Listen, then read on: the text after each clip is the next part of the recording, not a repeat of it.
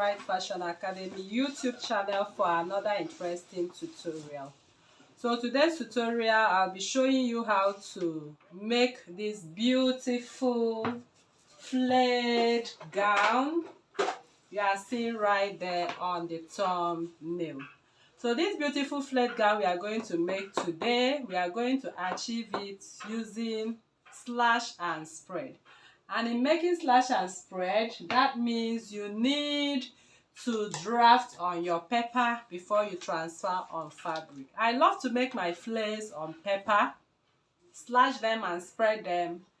I can join my paper as long as I wish to ensure I have my perfect flared dress. Okay, because if I have to go by bias, the length of some fabric might not actually give you the full length of the flare you desire. So the best way to go about dresses like this is to slash and spread. So now I want to show you how to achieve this, and I'm using a small scale pattern drafting. So the first thing I'm going to do now is to make my border lines. Okay, always make your border lines. So once you have made your border lines, I will rule my border lines, serving as a guide for me. So this is my center front line and this is my shoulder line. Okay, so I have to impute my vertical lines, and the vertical lines I'm making use of for this tutorial are: one, my chest line; secondly, my waistline; and finally the full length of this beautiful gown. So now I'm going to rule my line across my chest line, as you can see right here, and on the hem. So once I've joined my paper to my full length, I'm going to mark out my chest, I'll mark out my waist, and I'm going to mark out my full length. Okay, so now once you have gotten this, next is to impute your natural neckline. So your bust divided by 12 definitely will give you about 3 inches. If you're in the plus size, you'll be having 3.5 by 3.5. So just use your bust divided by 12 to have your natural neckline. So right here, I'm going to take the measurement of my shoulder, divide by 2. And I'm going to drop it by 1 inch. Okay, so I'm working on a small scale drafting, so follow video instructions and do exactly what I'm doing right here. So I'm imputing back my shoulder measurement to have my armhole drafted. So that is my armhole right there, and then I'm going to take the midpoint of my armhole and I'm going to go in by 0.75 and connect back to this, and my bust circumference divided by 4, I'm going to impute it from the center front and make a mark at this point.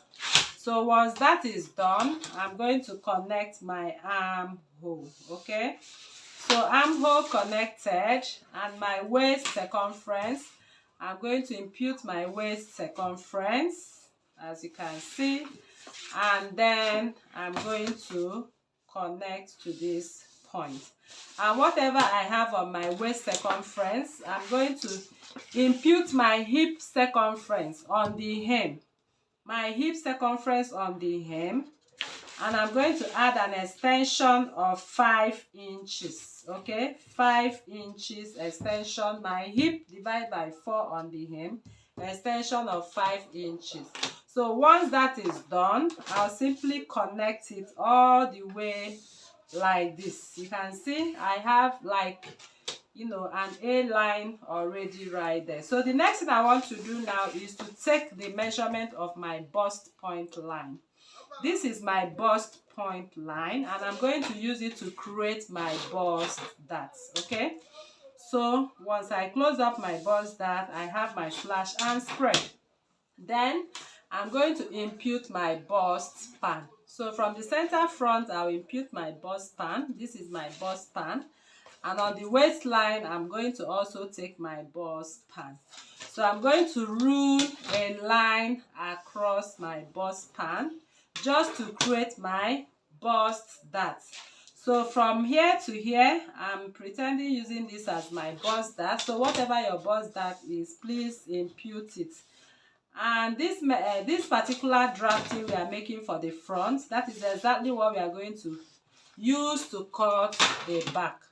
Okay, so that is how it is. I'm not imputing any darts. Instead, I'm going to rule my bust pan line all the way to the hem.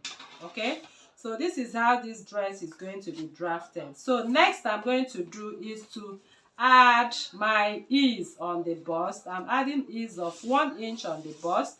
On the waist, I'm adding 1.5, and I'm going to connect it from that point to meet up with what I have on the extension. So before I do this, my bust dart, I'm going to extend it to touch the line I've already, my bust line. Okay, so my bust dart line, I'm going to retake my bust dart line right here and find the midpoint.